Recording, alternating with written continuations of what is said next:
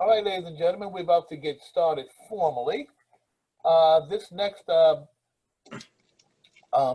this next session for the Baltimore Jazz Alliance Jazz Conference features none other than Todd Barkan. Okay, for those of you who aren't aware or who don't know Todd, Todd is currently, he's known in Baltimore as the owner of the Keystone Korner, the jazz club that opened in Harbor East a couple years ago. And of course, it's an extension of a former club that he had a club in San Francisco. And I found out just this week he had a club in Tokyo also, Keystone Korner. Right. Okay. And he's here today to answer some questions. One thing I want to mention is that he is an official, and I don't know why I'm saying official, because there's nothing unofficial, but he is an NEA Jazz Master. Yes, amen. Okay, and which is basically like the Nobel Prize for jazz.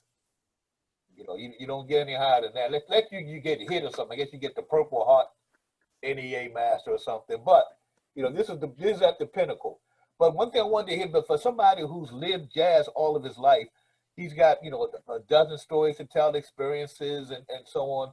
And we thought this would be a great opportunity to have BJA members and other people to ask some questions, get some information, and also the opportunity for him to tell some stories. Hopefully, one he hasn't told before. And that is my goal. I want you to tell at least one story that you haven't told anybody. Okay, I think I got a couple. I got a few that I have never told in public. Anyway, I might have told them to my wife, but. Okay, well, could you tell us somebody with at least a couple I haven't told it publicly, so I'm happy to do that. Because I've been working on a book for the last several years, so you know these stories are kind of fresh in my mind. A lot of them. I got you. How close are you to finishing the book? I think it's about 2 years away. It's about about 22. All right. 22. It'll be on Indiana University Press, which already has a book out about the Keystone called Portrait of a Jazz Club, Keystone Korner. It's a very, very good book, a picture book with, you know, a living documentation. So it's a picture book with interviews with various people who played at the club, including myself. Okay, this is still in circulation? Oh yes, it's still doing quite well. It did the best in France and Japan, but it's sold okay here in the States. All right. I mean, in this day and age, when you sell more than 100 books, you're doing okay. You're preaching to the choir right here. All right. Well, can you get us started? Let's start with the story that I'm familiar with about how you actually started Keystone. Well, that's a story that I like to tell because it's such an unlikely story, and that's I was playing piano in an Afro-Cuban band called Kwani and the Quanditos, and we were working a lot, and we did work a lot for quite a few years. I moved to San Francisco in the summer of love in 1967. In 1972, in July of '72. I was going to try to get a gig at this little club in North Beach, like a blues bar. And I said with the band Kwani and the Quanditos, we played a lot of Mongo Santa Maria. We covered a lot of Mongo's music and Tito Puente's music especially. And we worked all the time. We worked every dive bar, every Army base, every Navy base, every weddings, birthdays, anything you can imagine. So I went there. I said, you should have Latin jazz on Monday. We'll have free spaghetti, $3. We'll work for 60% of the door. No risk to you. We'll promote it very heavily. He said, jazz doesn't work here. This is a beer bar, and jazz people like hard liquor and wine. So, but listen, why don't you buy the club and then you can hire your own band. And he said, I'm going to be opening a big rock club in Berkeley, and I need about another $5,000 or so to get that going. And I'll sell you this club real inexpensive, so it doesn't go out of existence. So, make a long story short, I wound up buying the club from him 2 days later for. I only had $8,500 to my name, But this was 1972 when $8,500 was the equivalent of about $75 or $100,000 now, so or more. So I wound up buying the club for $12,500, $5,000 down, which is what he needed, plus $400 a month till I paid it off. He signed the bank papers over to me. I had the lease. Bank of America was there. We signed the papers. It took me $750 to transfer the beer license from his name to my name. And all of a sudden, at the age of 25, this hippie jazz piano player was the owner of a nightclub in North Beach in San Francisco. All right. All So right, that's when Todd. my career started July 7th, 1972. That part of the career. Okay, and I'm sorry, and he got you started. He even got you a couple acts, you know, in order to get your club going. Well, he got me one act because Jerry Garcia and Merle Saunders owed him gigs. They had canceled a bunch of times, and they were actually available. Our official opening was July 7th, but we opened the weekend before with Merle Saunders, Jerry Garcia and Merle Saunders, and their blues band with Tom Fogerty and Mickey Hart. They had a great funky blues band. They were there for 2 nights. And, Mickey Hart, the drummer? Mickey Hart, yeah. Mickey Hart, the drummer, not Billy Hart, but Mickey. Okay. Mickey Hart. Mickey Hart. So we opened up with Jerry Garcia and Merle Saunders. We raised some money so we could buy some beer. We didn't have enough beer, so we were able. Jerry Garcia really put me in business with my stock. He helped me buy some bottled beer and some kegs and kind of helped me get ready. And then the next weekend I had Michael White, the jazz violinist, and Ray Drummond, and Ed Kelly and Kenneth Nash. And then I had Bobby Hutcherson. Then I had McCoy Tyner. Then I had Dexter Gordon. Then I had Cannonball Adderley. Then I had Woody Shaw, and I was off to the races. Amen. Yeah. Okay. And when you got That's how we got started. I'm sorry, when you started Keystone, who was the first group you booked? Well, the first jazz artist we booked was Michael White, the jazz violinist, Right. with just like I said, with Ray Drummond, Kenneth Nash, the great percussionist, and Ed Kelly on piano. And then Bobby Hutcherson came in the next week because he lived in the Bay Area. Then McCoy Tyner came in for 2 weeks with a band he had with Calvin Hill on bass, Sonny Fortune on alto and soprano, and Alphonse Mouzon on drums. They had just made that album called Sahara. Yeah, yes. So he played for a couple of weeks. I had Grover Washington, who had just made a record for CTI. He came in and worked a week. So that's how we got started. We painted psychedelic murals on the walls and made it into a jazz club. I even had ionizers. I was kind of ahead of my time. I had these ionizers that would take the pot smoke out of the air. So you could be smoking whatever you were smoking in the club, but it immediately would disappear into these ionizers that were hanging. So you sure it didn't go into a container for later use? No. Todd, did you have a record label? Were you with 32 Jazz?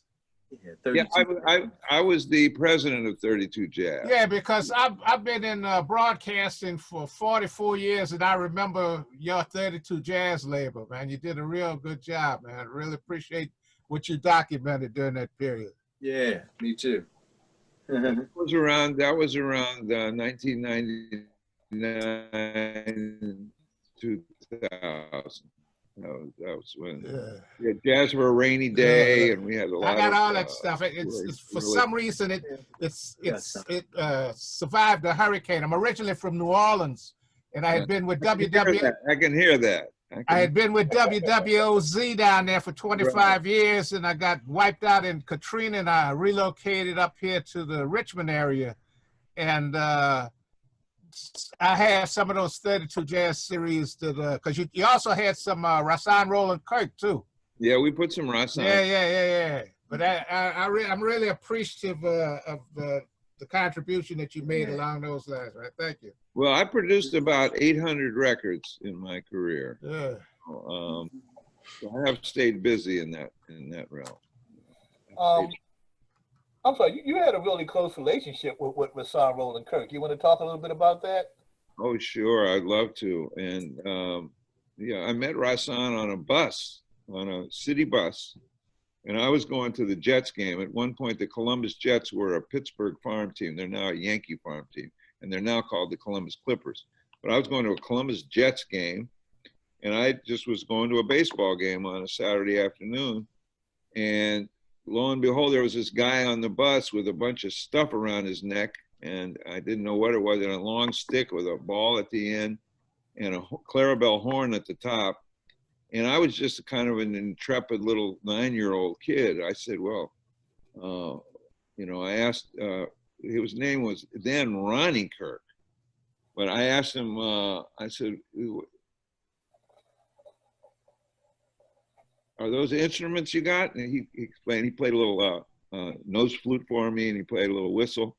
And it turned out we lived very close together. That's why we'd gotten on the same bus. And so we became, I went over to his house finally. His dad owned a candy store. And he started me to really listening intensively to tenor players, alto players, stride piano players. He was my guy. He gave me a guided tour through the music. I was already listening to my parents' jazz records when I was a kid. They had a lot of Sinatra and Basie and Errol Garner and Brubeck around the house. But I started to really get into it, you know, very early in my life. And I just developed a tremendous love for the music. And the records that really turned me inside out were the stuff that came out on Blue Note, like Bird in Flight and, you know, Donald Byrd. And Mingus Aoum that came out. Yeah, classic. Right. Yeah.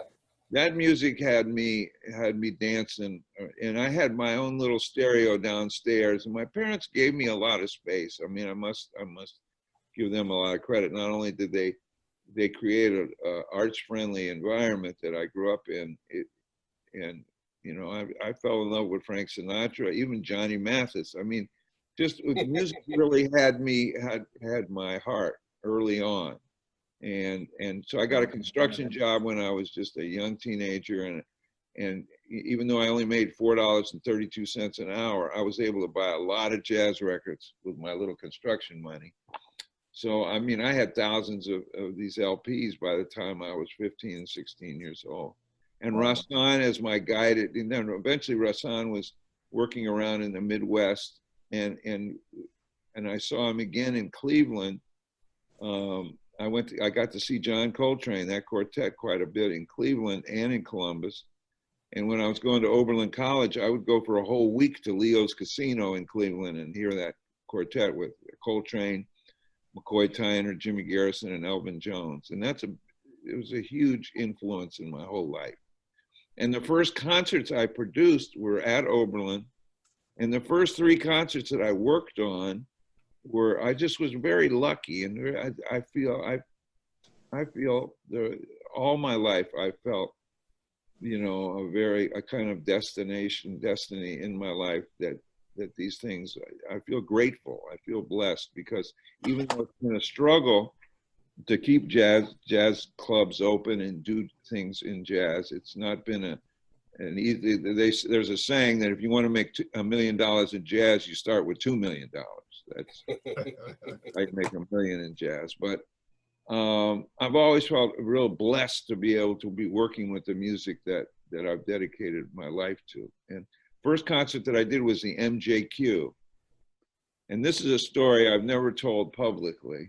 Okay. But this is a perfect Baltimore audience to do this.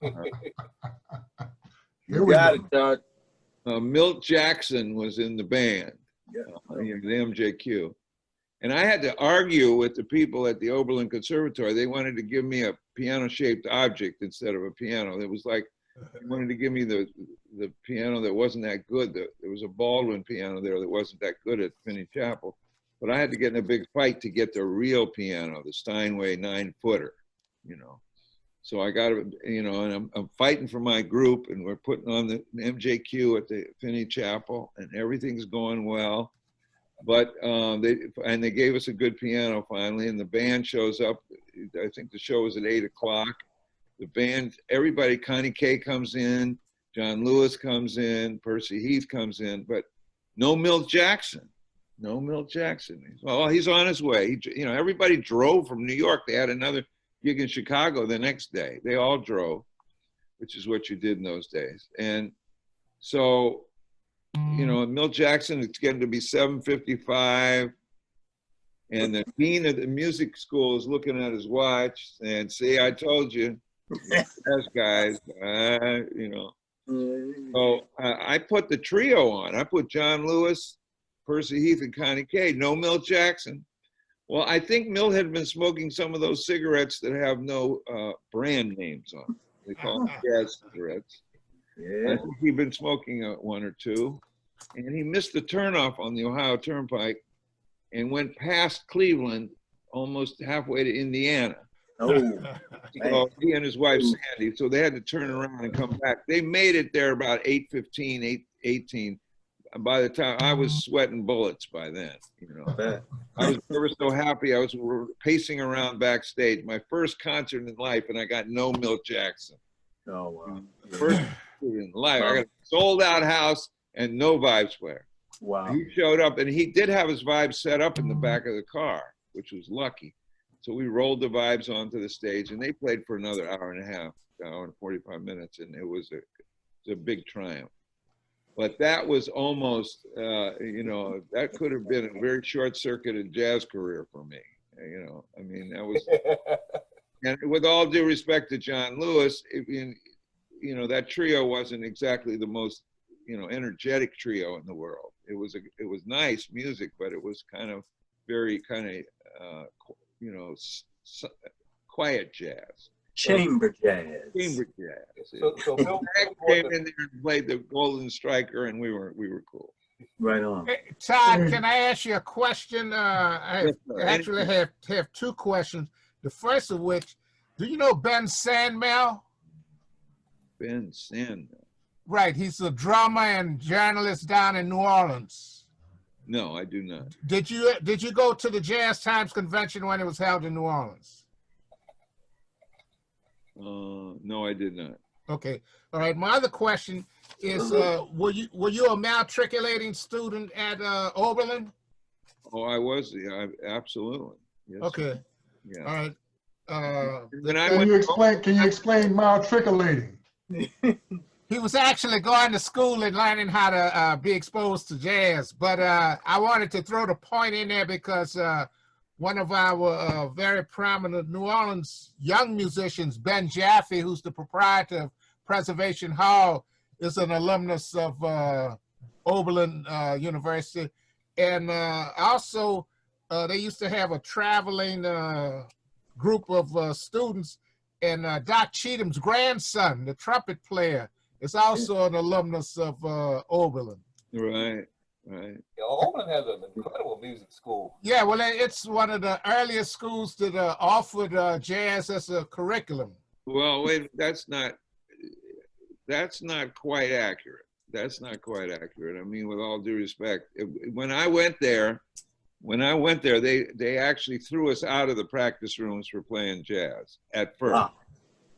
So we were kind of underground at first. And those concerts that we did were very successful, and they were very well received, but it took a number of years, and it took a guy named Wendell Harrison and a bunch of people. Now, I think we still were on the early side there, but you got to remember, when I started college was 1964.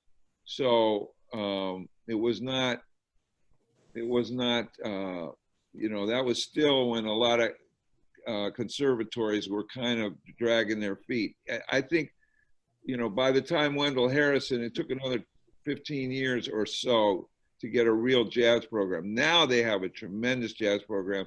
And you are correct that they were one of the first schools to really get wholeheartedly put a jazz program in place, I think by the early 80s. They really started doing it right. So they were early on in that way. But it was like voting rights before 1965. I mean, there was a lot of lip service to jazz, but they didn't really put it in their curriculum till it really got, there were some people, there were pioneers that it really helped. I was an early pioneer. but for that jazz program. But and finally, I just went back there to celebrate. I can tell you exactly when the jazz department started, because last year in 2019, in March of 2019, we celebrated the 30th anniversary of the jazz program. So that's when the jazz program would have started full force. And now they have a building, they have a jazz building. So, you know, I just wanted to kind of fine tune that remark about, I mean, Oberlin was one of the first ones to come on board full bore and do the jazz thing right with a jazz program, and make a real department out of it, jazz stuff, and more than just, you know, a jazz club. When I was there, it was like an Oberlin jazz club, you know? And you couldn't practice in the practice rooms. And even up until recently, they only got the building around, I don't know, 5, 6 years ago. Somebody made a real great donation, and now there's an Oberlin Jazz building, which is wonderful, just terrific. I'm very proud of my alma mater. I was at Ohio State in '64 when you were at Oberlin during that particular time. I was living in Columbus. Oh, you were living in Columbus? Yes, oh. yeah. I used to go see Charles Brown sing "Merry Christmas, Baby" in July in Columbus. Yeah. So did you go to the Sacred Mushroom? I went there, and I also had the opportunity to see Cannonball and Nancy Wilson play at the Cadillac there. Oh yeah, they played. There was a club called the Cadillac. Yeah, yeah. Club 502. Yeah. Club 502 up on Cassidy Road, up just north of Bexley. There was a good Cannonball played in Columbus. There was a lot. You know, when you were there, there was a lot of jazz in that city. There was a lot of, I mean, that's part of what formed my career, because there was a lot of music in the Midwest, period. But it wasn't just jazz, because my horizons were broadened. They had all of these bookstores on High Street across the street from the campus, and downstairs they had all of these little clubs that were functional during that particular period. And you had all of these artists that were coming from Tennessee and Kentucky, and it was during the period when they had what was called hootenanny, and you could go there and hear these musicians. They were, shall we say, unadulterated, just pure music, you know, and it was, you know, just great to hear people playing music, you know, sincerely, and there was no commercial venture or anything like that. They were just playing the music that they had learned coming up in Tennessee and Kentucky, and exhibiting their talents to the kids from the school during that particular time. Michael, right about that time when you were there, in one of those clubs you're talking about in the basement was called the Sacred Mushroom. And Ray Charles was playing the Ohio State Fair at that time. That's when I got to meet Ray Charles, and he came to the Sacred Mushroom, where they had some good musicians playing in there, and he came and sat in on his alto saxophone. Oh, wow. And he tripped. Right. He came down the stairs. We thought, oh well, this guy must be stoned, but he just couldn't see. I mean, he came by himself. He came by himself, and he had his alto saxophone. He sat in, and that's how I met Ray Charles. I mean, but that's the kind of scene they had there. And he was playing as a backup band for Motown. He had a big band, and they were playing backup for like Diana, you know, the Supremes and the other Motown acts. So, I mean, Ray Charles, you know, was an amazing musician on so many levels. You know, he was a great jazz musician, and as we all know, in addition to everything else that he did. But I got to know him as a kind of Charlie Parker playing kind of alto player. Wow. Did you ever get a chance to book Ray Charles? Never got the chance to book Ray Charles. There were several artists that I'm most disappointed I didn't get to book, and Ray was one of them. He was just by the time I got my club going in 1972, he was way above my price line. You know. Who were some of the other? I couldn't even go to Priceline.com for him. Who are some of the other artists that you wish you could have brought in? Well, How many Sarah papers of yours? Vaughan sang at Keystone. She came and sat in all the time, and she was my hang buddy. We used to hang a lot with the different cats like Art Blakey, and she could out hang anybody in the universe, Sarah Vaughan. I heard. But Sarah would come and hang out and sit in with Art Blakey, and then she'd take us back to her suite. She was playing at the Venetian Room up at the Fairmont Hotel on Nob Hill, and she was making even then $20,000 a week, and my top pay at that time was like $4,000 or $5,000 for the week. Right. So I mean, I was way under. So Sarah, I would have loved to have presented. I got to present Betty Carter. Yeah. And I got to present Jimmy Witherspoon, and I got to present Eddie Jefferson, and I got to present great. Didn't you do Dexter too? All the time. Dexter. Yeah. Dexter Rufus Reed was playing bass with him during that time, right? Rufus Reed, George Cables, and Eddie Gladden. Eddie Gladden on drums. Yeah. But all that time that he allegedly was not coming here, he actually was coming to the West Coast. I had Dexter from the year I opened every 2 or 3 times a year till we closed, because he had family in LA. So he would come out and work like in Canada, Western Canada, come down to Seattle, Portland, San Francisco, originally as a single.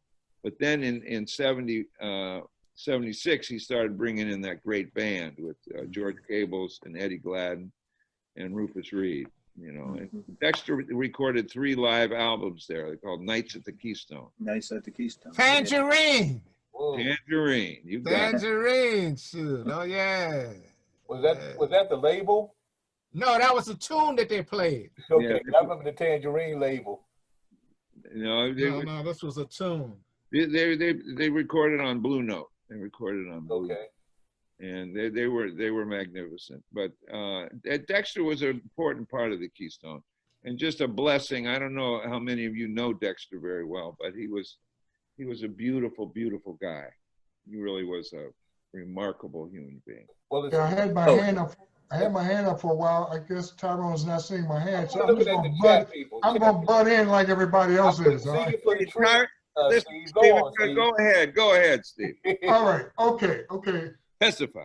One, it is great to hear about this prohibition jazz. It makes me feel so good. You know, you guys are talking about speakeasies and clubs in the small rooms.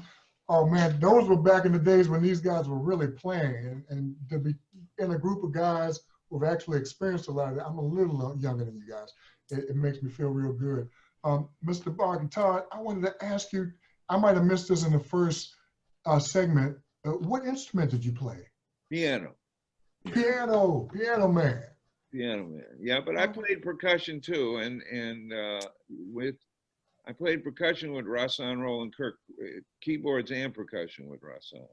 You know, I got 1,000 questions I can ask you about, you know, you playing with Rahsaan. He was an amazing guy. This whole 3 and 4 sax thing at the same time. Yeah. I got that on some VHS upstairs. I'm not that old. I got that on VHS. So not that old, Steve. So Rahsaan, the gig with Rahsaan must have been out of this world, man. Well, it was definitely one of the highlights of my whole life in music, but he was a wonderful teacher, and even though he had that bluster because he said, "Oh, I'm not bitter, I'm bittersweet," you know. But he had an edge to him, like when we went on the Ed Sullivan show, you know, for the jazz and people's movement. And he, you know, and they wanted him to play My Cherie Amour, and he wound up playing the Haitian fight song. Right on.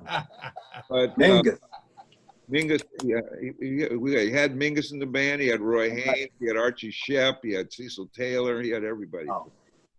But he could be, you know, kind of, he could be intense, but he had a huge heart. He had a huge heart, and he was a beautiful, beautiful man. And that was one of the tragic losses. We lost Rahsaan very early because he had that stroke when he was 37. Yeah.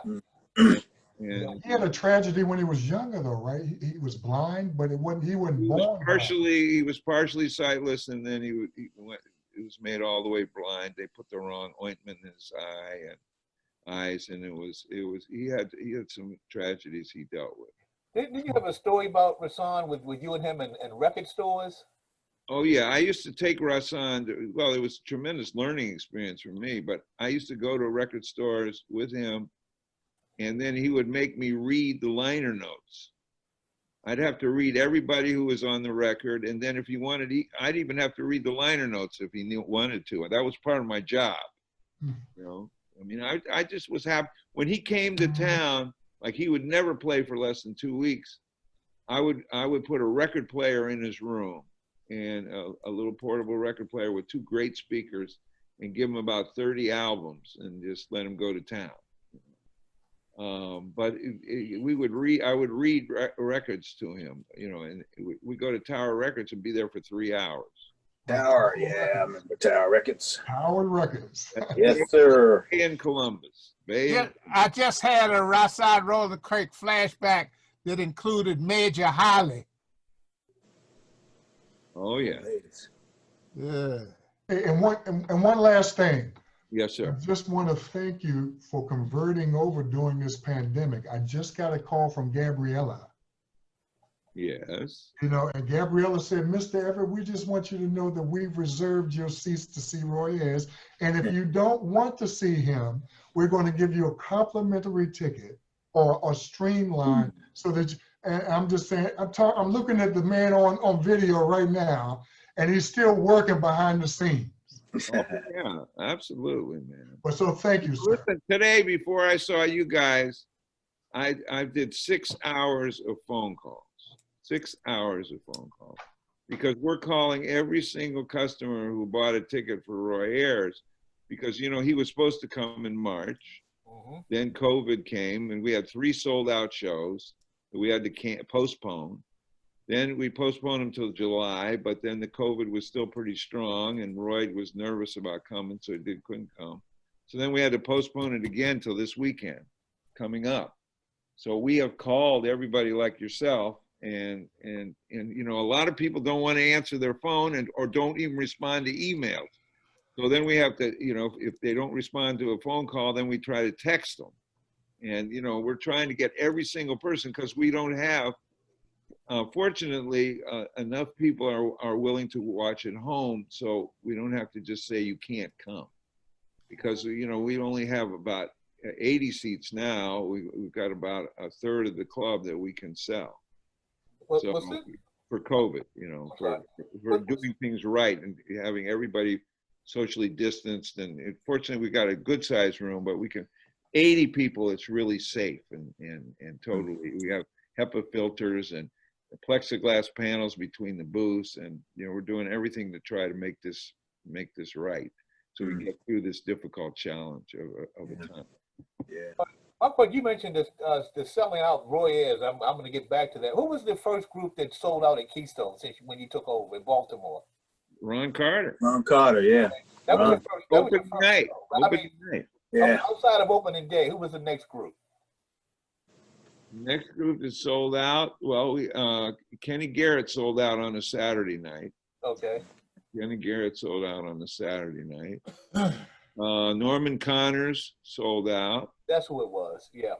Yeah, Norman sold out. You know, I mean, I felt fortunate. We were just turning the corner in January and February. I feel so lucky that Jimmy Cobb got to play his last gig there. Yeah. That was wonderful. He was swinging his tail off. He was playing wonderfully well. But I knew that you know, I knew he wasn't going to be around for a tremendously long time, because he wasn't feeling well. He was one of the most indomitable guys in the world. And when Jimmy Cobb comes up to me and after a set, he played about an hour and 15 minutes, and he walks into the dressing room, he says, "You know, Todd, I'm starting to feel a little old." I said, Yeah, 90. He was 90, and, you know, he's already 90, you know.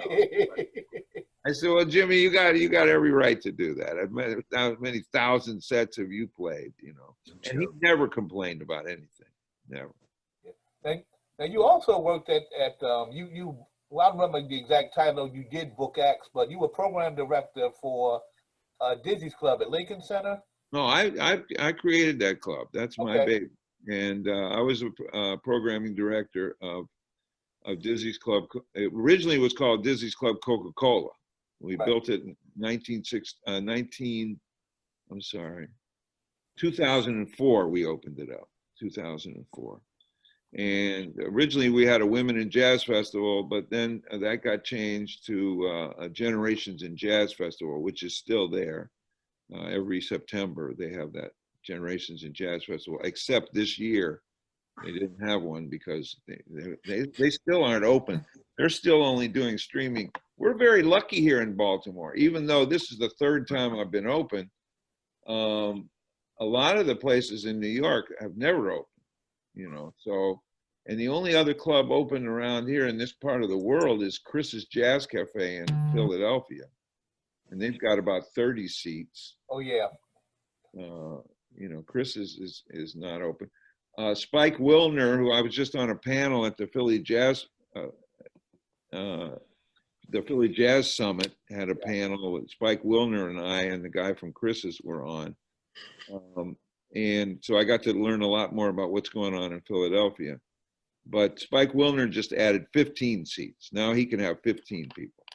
That's the club. You guys know the club Smalls in New York.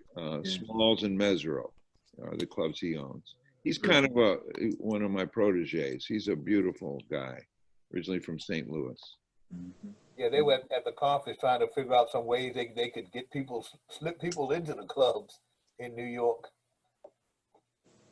Slip them into the club? The restriction, I mean, basically the restriction was like, okay, if you serve drinks, you can't have a paid jazz band. It's like, well, what if I don't pay the band? You know, can they play for free? Well, that's how Spike's doing it. Spike is, I got to give Spike credit for his sheer inventiveness and resourcefulness, because he's getting around that. Yeah, that's what I mean. Yeah, he's saying, okay, I have 15 people. They aren't paying. They don't have tickets. Right. But they're supporters of our jazz society. So it's a courtesy to my society members. You know, I mean, it's really slick. I mean, God bless them. God bless them. Because that's not a fair rule at all. That's not fair. You know, and I feel lucky. I mean, I feel lucky that we got Cyrus Chestnut playing this weekend here. And you know, this is one of the best bands I ever worked with in my life. Cyrus Chestnut with Tim Green. Tim Green is a treasure, and he's a Baltimore guy. Baltimore treasure. Cyrus is a Baltimore man. Yeah. Quincy Phillips is a Baltimore man, and a new Baltimorean you have here, which we're proud to now call a Baltimorean. Steve Kirby. Oh, Steve Kirby. He calls himself Obasi Akoto. But he came here from Winnipeg, Canada. But he's a great bass player. So it's a Baltimore band, and it's one of the best bands I ever worked with in my life. So I feel very fortunate. I mean, even though, you know, last night we had about a total, I think the whole night, of 25 people, but that's because of the time we're in. And, you know, I mean, the capacity, except for somebody like Roy Ayers, is only an abstract thing. Right now, in this stretch, I think things could change a little if the election, you know, goes the way many of us hope it will. I think the overall vibe in Baltimore will get more positive, because I think a lot of people are now scared to death, and we can't really go anywhere with the current administration of our country. So it can't really improve until we have really a more united effort.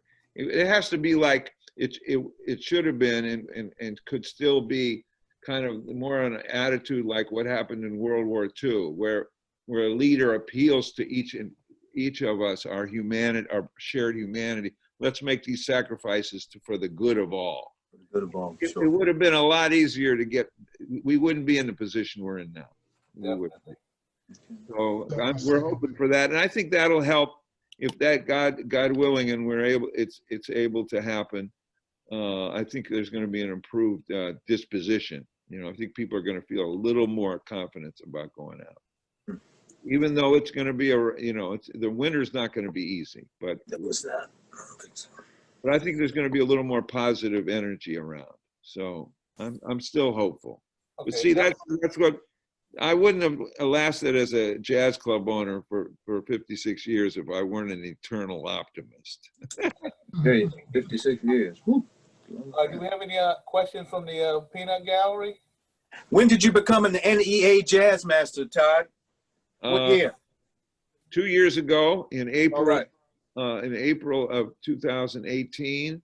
Congratulations. And All the right. guy who is my partner here at Keystone, which this used to be called the Muscle Bar and Grill here in Lancaster and Eden. Oh, yeah. Been there many times. Robert Wiedmeyer was the host of the awards dinner for the National Endowment of the Arts Jazz Masters Program at the Kennedy Center in April of 2018. So I met him there. So it's because of that program that I'm here in Baltimore, and we became partners. And Thank you for coming. Thank you. How did your wife feel about you coming? Well, she didn't know what to make of it at first, but she's now a confirmed Baltimorean. Loves Baltimore because it's a people place. Yes, it is. And Land of pleasant living, man.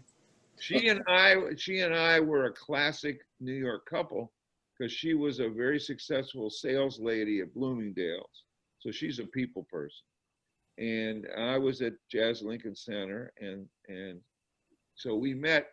And when this job happened, this job materialized, and I came down and looked at this place, and I said, at first my heart sank when I walked in the front door because I saw this huge bar and I couldn't see any place that the stage could be. But then I walked around the corner and there was an alcove, and I said, well, we can put the stage in there, and then if we knock down a couple little tiny walls here, I think we'll be able to have a club. And so we did, and the rest is history. Amen. So, Yes, indeed. man, Thank you, Todd. we're fortunate. Thank you for coming to Baltimore. Well, thank you for being here.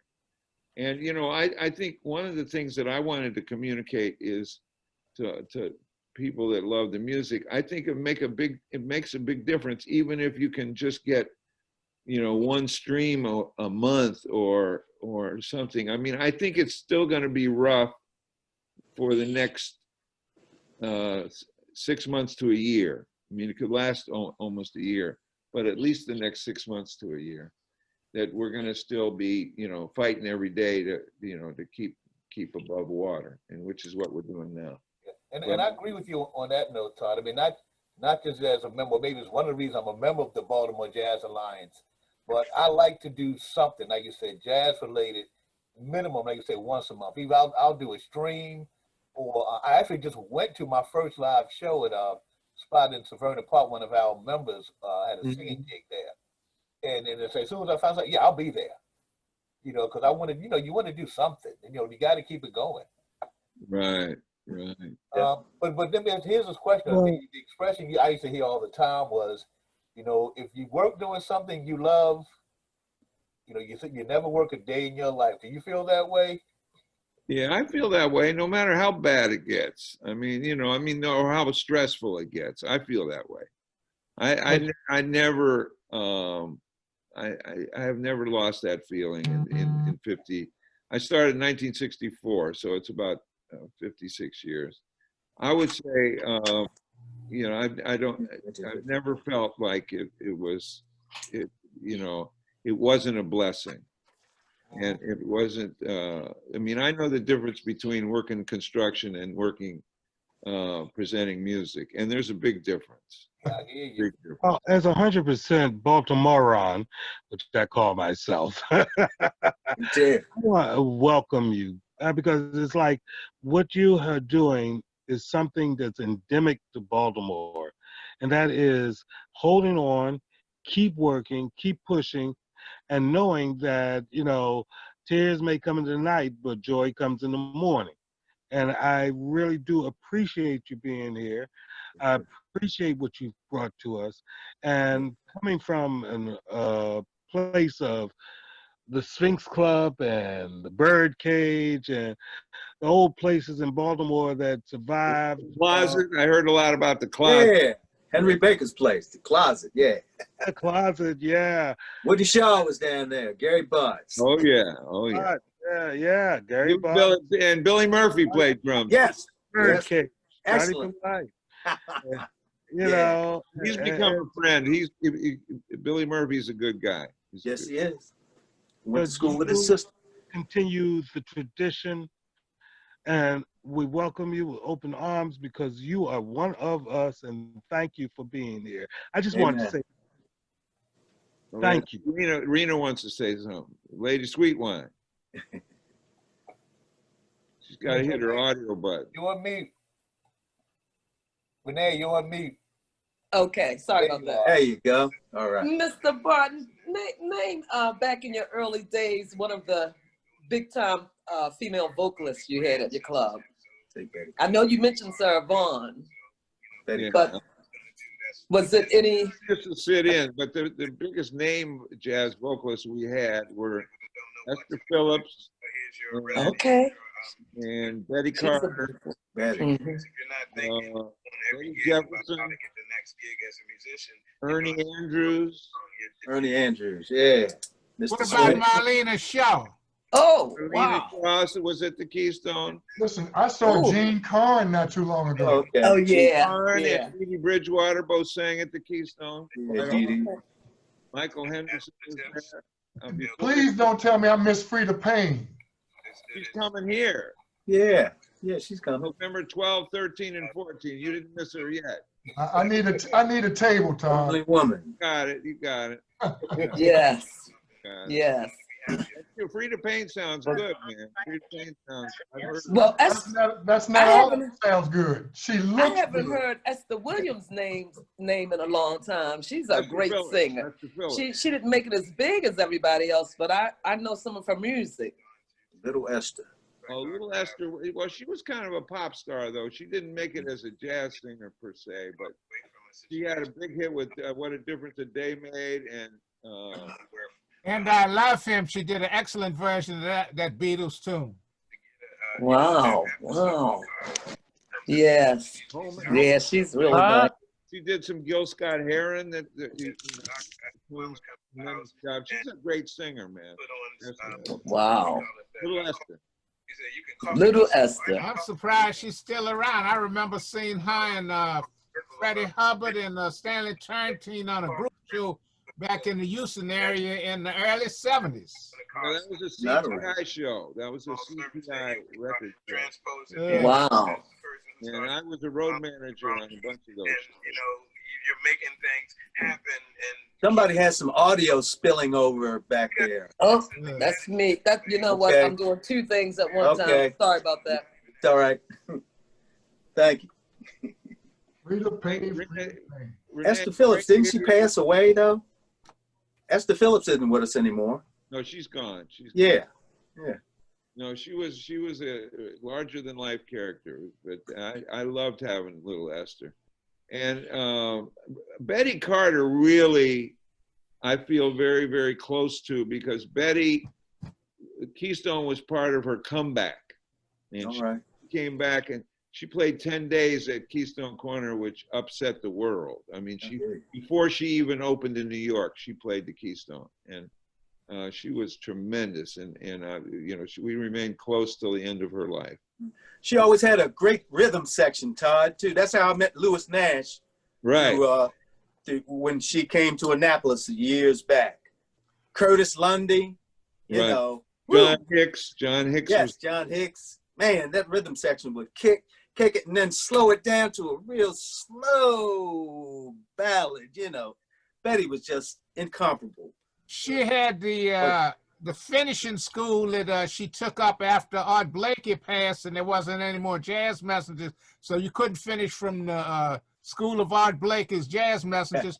You finished from the Betty, huh? the Betty Carter school, yeah, because Amen. she took care of a whole lot of Cyrus younger Hilton is a musicians. graduate. Yes, Cyrus. Yeah. Yeah, I mean, yeah, that was after Art Blakey. That was the #1 school, Betty Yeah. Carter School. Yeah. And she had a tremendous number of people come out of there. So I just remember her from the duet she did with Ray Charles.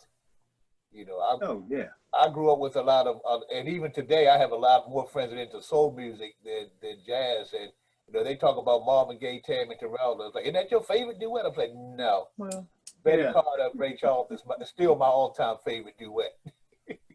Yeah, every time we say goodbye, and baby, it's cold outside. Oh, that whole album, you know, and Girl was talking, and Darius, that was one of those albums that I listened to since I was 8 until 8. You know, they wanted to do a second record, and this isn't generally known, but they wanted to do a second record, and Betty got turned off because Ray was really hitting on her. And she just couldn't go for it. She just couldn't go. Because that was the saying, if you wanted to be in the Raelettes, you had to let Ray. Yeah, it was true, huh? It was true. It was true. Okay. So there could have been a second record because ABC Paramount wanted a second record, but it didn't happen. And that was because she didn't want to let Ray. I love Two to Tango. I didn't know half of the stuff they were singing about, but I love that record. That's good. So have you guys seen any of the broadcasts yet, the streams yet? Have any of you? How could we? Yes. Got one on the 23rd coming in. I haven't seen one since though. Oh, you mean the ones that you're doing now? The live streams that we've been doing since June. Okay. I've been doing, you know, what I was saying was, It was sort of Warren Wolf with Sean Jones and Eric Kennedy. Yeah, and Jeff on bass. Yeah. Jeff Reed. Yeah. And with Joe Locke, I've seen several of them. Yeah, the Joe Locke one with Warren, that duo. So far, what's your favorite one been? What, at the club? Yeah, at the club. Oh God, Ron Carter, seeing him that close, you know, man. It's streaming. You talking about streaming? Well, both. Well, either one, either a live show or a stream. Because I'd like to know, one of the things I was talking to Tyrone about was if there's any artist you think, you know, especially that you would like to see at the club. You know, I mean, it might take us till we're back up 100% to get them here, but I'd like to be able to be planning on trying to get any, you know, people here that people want to hear. Right.